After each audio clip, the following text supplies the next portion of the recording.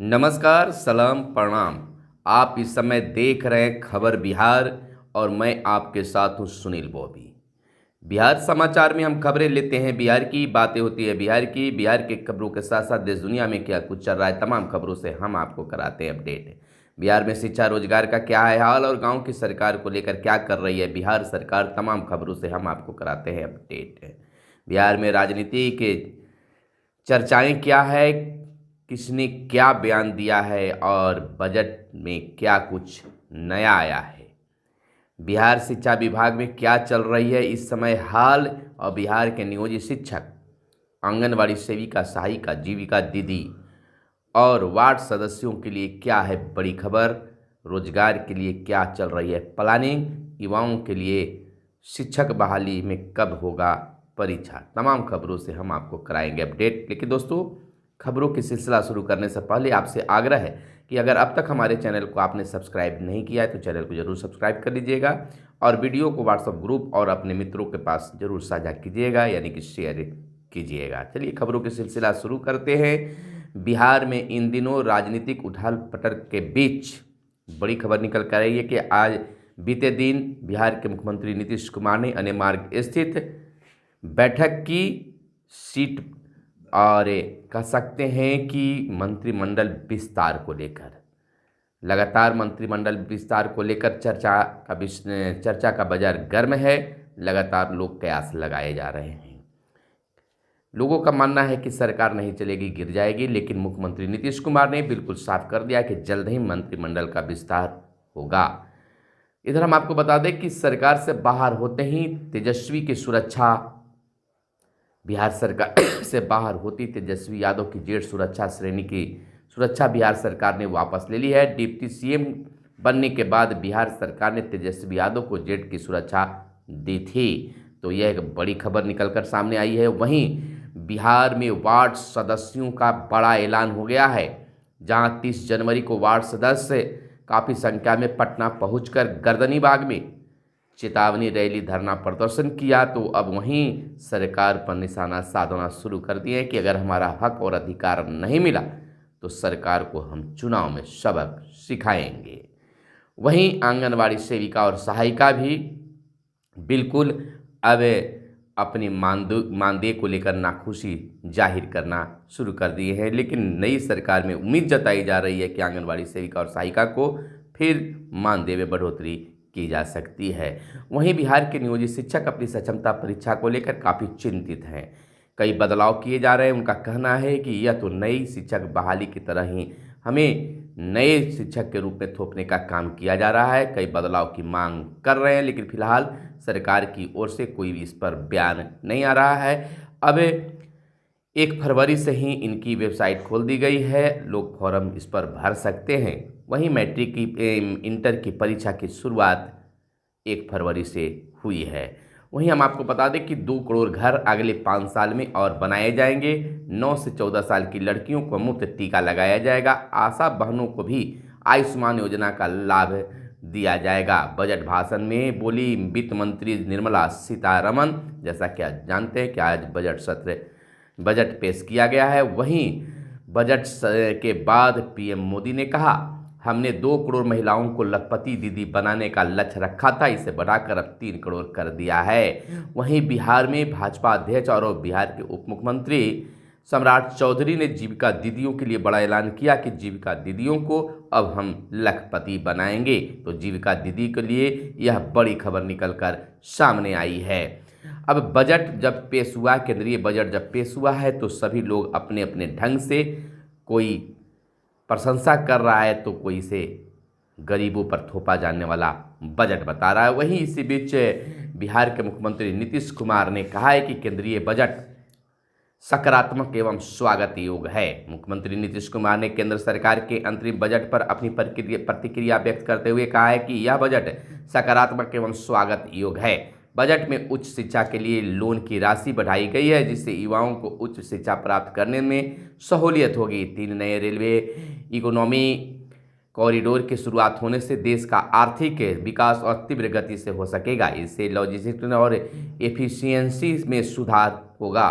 और लागत में कमी आएगी। सरकार मध्यम वर्ग के लिए विशेष आवास योजना लाएगी। इसके तहत किराए के घरों एवं झुग्गी बस्तियों में रहने वाले लोगों को आवास का लाभ मिल सकेगा। यह स्वागत योग्य है। वहीं मुख्यमंत्री ने कहा कि उद्योगों के विकास के लिए स्टार्टअप के टैक्स स्लैब में 1 साल के लिए छूट बढ़ाई गई है, जिससे औद्योगिक क्षेत्र के विकास की गति बढ़ेगी। साथ ही युवाओं के लिए रोजगार के अवसर भी बढ़ेंगे। उन्होंने कहा कि मनरेगा का बजट 60,000 करोड़ से बढ़ाकर 86,000 करोड़ रुपये किया गया है। यह स्वागत योग्य कदम है। इससे ग्रामीण क्षेत्रों में रोजगार के अवसर और बढ़ेंगे। प्रधानमंत्री किसान सम्मान निधि योजना के तहत दी जाने वाली राशि से किसानों को आर्थिक मदद मिली है। इससे ग्रामीण अर्थव्यवस्था और मजबूत होगी। यानी कि बिहार के मुख्यमंत्री नीतीश कुमार ने स्वागत किया है इस बजट को।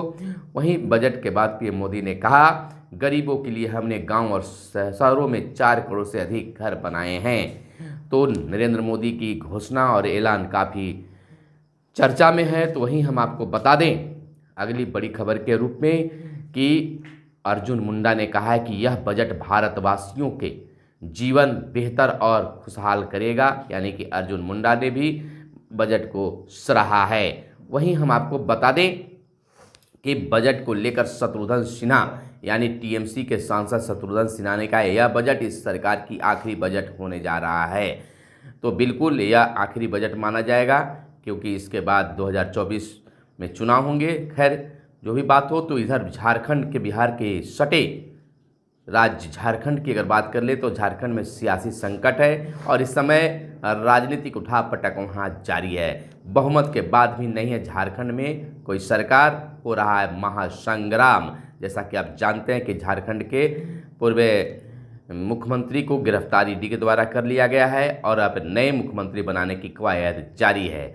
इसी बीच तेजस्वी यादव ने झारखंड को लेकर कहा है कि बिहार, चंडीगढ़ और अब झारखंड भाजपा ने एक ही हफ्ते में लोकतंत्र और संघवाद को तार तार कर दिया है। चुनावी हार के डर से जांच एजेंसियों की निष्पक्षता खत्म कर एजेंसियों को बीजेपी का प्रकोष्ठ बनाकर केंद्र सरकार क्या क्या कर रही है, अब यह बात किसी से छुपी नहीं है। अहंकार से चूर भाजपा की हेकड़ी अब जनता तोड़ेगी। राजद हेमंत सोरेन जेएमएम के साथ खड़ी है, यानी कि उनके साथ होने की बात तेजस्वी यादव ने एक्स पर ट्वीट कर दी है। वहीं हमारा दिमाग IAS IPS वाला है, लेकिन कुर्सी मिलेगी तब ना। जेडीयू विधायक गोपाल मंडल का यह बड़ा बयान काफ़ी चर्चा का विषय बना हुआ है और लोग इस वीडियो को काफ़ी तेज़ी से वायरल कर रहे हैं। वहीं बिहार विधानमंडल के बजट सत्र में बदलाव किए गए हैं। अब बजट सत्र जो है वह 12 फरवरी से शुरू होगा और बजट सत्र 12 फरवरी से शुरू होगा बजट सत्र और 12 फरवरी से 1 मार्च तक यह सत्र चलेगा। यह लगातार बदलाव इसमें किए जा रहे हैं। इधर वित्त मंत्री का बड़ा ऐलान, हर महीने मुफ्त मिलेंगे 300 यूनिट बिजली और कई प्लान भी वित्त मंत्री के द्वारा बताया गया है। तो वहीं सत्ता में आए तो अग्निवीर के नियम बदलेंगे, राहुल गांधी का एक बड़ा ऐलान हुआ है। कांग्रेस नेता राहुल गांधी ने बीते दिन को कह सकते हैं कि फुटबॉल मैदान में आसपास के जिलों से आए अग्निवीर अभ्यर्थियों से मुलाकात कर सरकार बनने पर नियमों में बदलाव का भरोसा दिया है। राहुल की भारत जोड़ो न्याय यात्रा में विभिन्न इलाकों से गुजरते हुए पश्चिम बंगाल में मारापारा में प्रवेश किया। खेरिया में रात्रि विश्राम के बाद बीते दिन कोढ़ा प्रखंड में राहुल गांधी अग्निवीर अभ्यर्थियों से मुलाकात के बाद न्याय यात्रा के 18वें दिन की शुरुआत की। तो इस प्रकार से अग्निवीर के नियमों में सुधार की बात राहुल गांधी ने की है। इधर बेघरों को आवंटित जमीन का रखा जा रहा है रिकॉर्ड। बसेरा अभियान के तहत लाभार्थी का आधार नंबर, मोबाइल नंबर, लाभुकों का फोटो समेत अन्य सभी जरूरी दस्तावेज लिए जाएंगे। बता दें कि बिहार में कह सकते हैं कि भूमिहीनों या बेघरों को दी जाने वाली जमीन का विस्तृत रिकॉर्ड अब रखा जाएगा। इसका डिजिटल रिकॉर्ड भी संग्रह होगा। बसेरा अभियान के तहत जिन्हें भी जमीन दी जाएगी उनका आधार नंबर, मोबाइल नंबर, लाभुक का फोटो समेत अन्य सभी जरूरत दस्तावेज लिए जाएंगे। जमीन का पर्चा जिन्हें दिया जाएगा उनके साथ खड़े होकर कर्मचारी को भी फोटो खिंचवानी होगी। इस नई व्यवस्था को राजस्व एवं भूमि सुधार विभाग ने अनिवार्य रूप से लागू कर दिया है। तो यह 90,000 परिवारों को मिली थी जमीन बसेरा अभियान के तहत।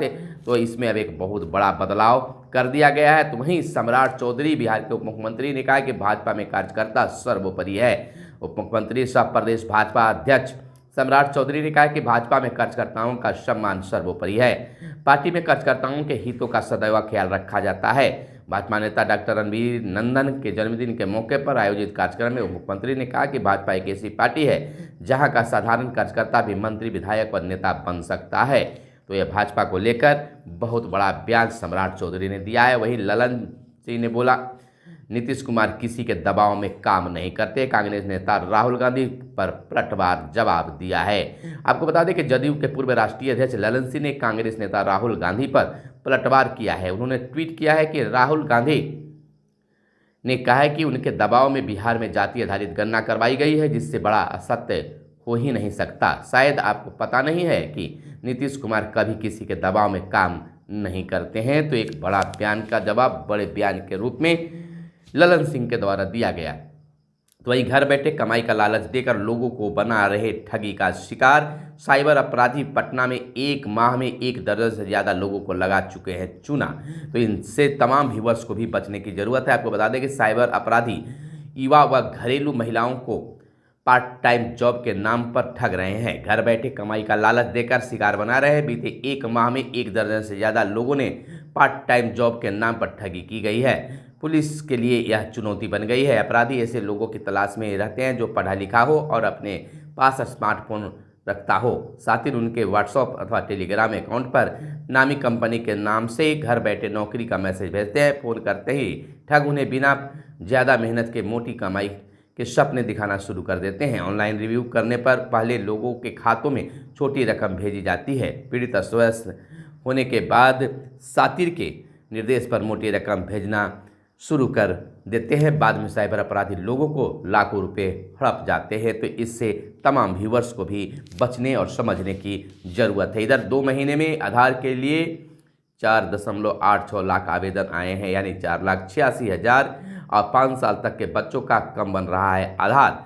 बता दें कि बिहार में पिछले साल अंतिम के 2 माह में 4,86,000 लोगों ने आधार कार्ड के लिए नामांकन किया। भारतीय विशिष्ट पहचान प्राधिकरण UIDAI के आंकड़े पर गौर करें तो 31 अक्टूबर 2023 तक 11,04,79,597 लोगों ने एनरोलमेंट किया था। 2 माह में यह संख्या बढ़कर 11,09,66,000 के पार हो गई है। तो लगातार आधार से लोग जुड़ रहे हैं। तो वही 70,000 शिक्षकों की भर्ती के लिए विज्ञापन इसी माह दूसरे चरण में खाली रह गए पद भी तीसरे चरण की बहाली में जुड़े जाएंगे। शिक्षा विभाग 3य चरण की शिक्षक नियुक्ति की तैयारी में जुट गया है। इसको लेकर फरवरी में विज्ञापन जारी किया जा सकता है। तो शिक्षक बहाली, तीसरे चरण की शिक्षक बहाली के लिए आप अगर तैयारी कर रहे हैं तो इस पर ज़रूर ध्यान दीजिएगा। लगातार जो है सरकार 1, 2, 3 एक ही साल में तमाम चीज़ों को कर दिया है। लगातार कम समय में 3 चरण में बहाली हो रही है। बिहार में आपदा से आधा घंटा पहले आगाह करेगा उपकरण।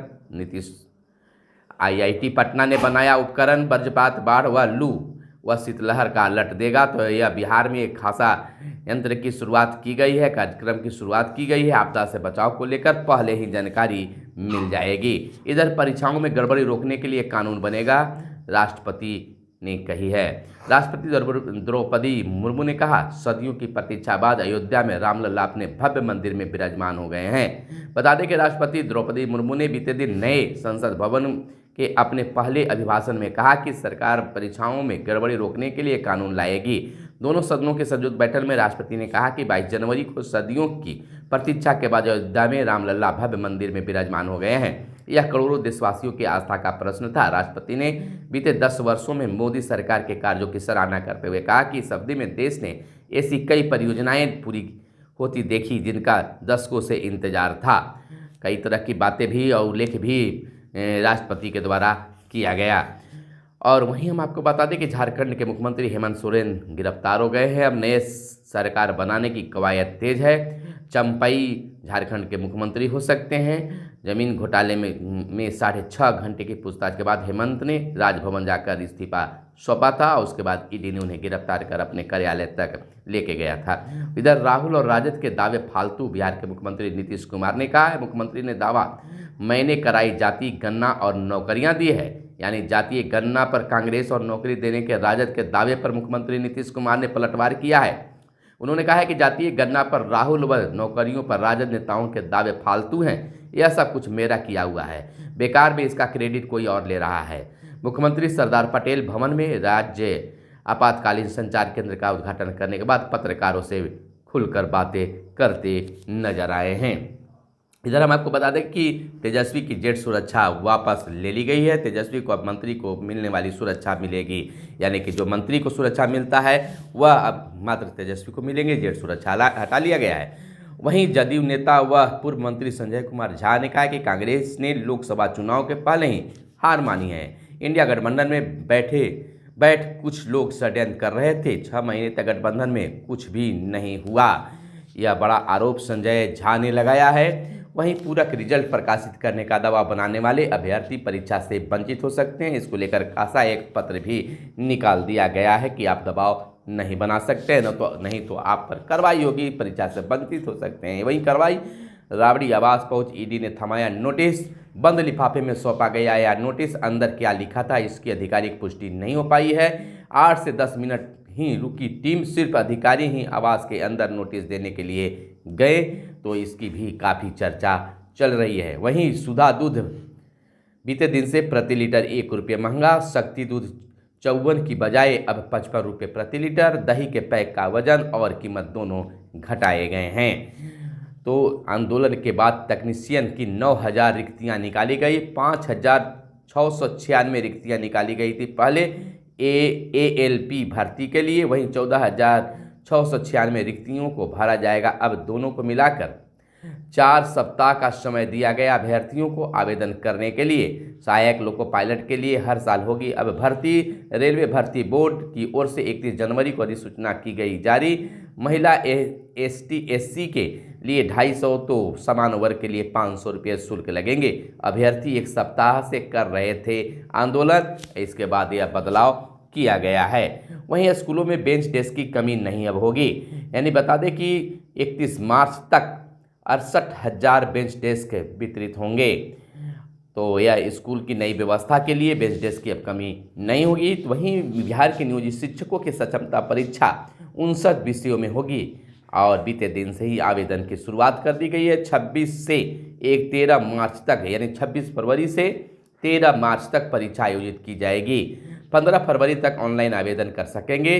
अभ्यर्थियों को 3 जिलों का देना होगा विकल्प और प्रवेश पत्र 5 से 16 तक डाउनलोड कर सकते हैं। बता दें कि नियोजित शिक्षकों को राजकर्मी का दर्जा देने के लिए ली जाने वाली सक्षमता परीक्षा के लिए आवेदन 1 फरवरी से शुरू हो गई है। अंतिम तिथि 15 फरवरी है। परीक्षा ऑनलाइन 26 फरवरी से 13 मार्च तक होगी। परिणाम मार्च में जारी कर दिया जाएगा। परीक्षा कुल 59 विषयों में आयोजित की जाएगी। इसमें पहली से 5वीं में 1 विषय की परीक्षा होगी। 6ठी से 8वीं में 8 विषयों की परीक्षा होगी। इसी तरह से अन्य स्तरों में इसे बांटा गया है। वहीं हम आपको बता दें कि स्वास्थ्य क्षेत्र में पंचायतों को केंद्र से नहीं मिली राशि। पिछले 2 वर्षों के दौरान 1853 करोड़ रुपए सूबे को मिलते थे। 15वें वित्त आयोग के तहत हेल्थ सेक्टर में 4802 करोड़ मिलने थे। राशि के लिए राज्य सरकार ने केंद्र को आधा दर्जन से अधिक पत्र भेजे हैं। अब नई गठबंधन के बाद बिहार में उम्मीद जताई जा रही है कि तमाम पैसे केंद्र सरकार से समय पर उपलब्ध करा दिए जाएंगे। वहीं मुकेश सहनी यानी विकासशील इंसान पार्टी के संस्थापक मुकेश सहनी ने कहा है कि बिहार में फिर बड़ा बदलाव देखने को मिलेगा। दलों को एक विचारधारा के में काम करना चाहिए। उन्होंने कहा है जो निषाद समाज का साथ देगा हम उनके साथ जाएंगे। तो बड़े बदलाव की बात मुकेश सहनी ने एक बार फिर से दोहरा दी है। वहीं हम आपको बता दें कि बिहार में नियोजित शिक्षकों के लिए काफ़ी चर्चा चल रही है। आपके लिए क्या विचार है ज़रूर बताइएगा। वार्ड सदस्य भी कमेंट कर बताएं कि आपका अगला आंदोलन क्या होगा। फिर मिलते हैं अगले वीडियो में, तब तक के लिए दीजिए इजाज़त। धन्यवाद।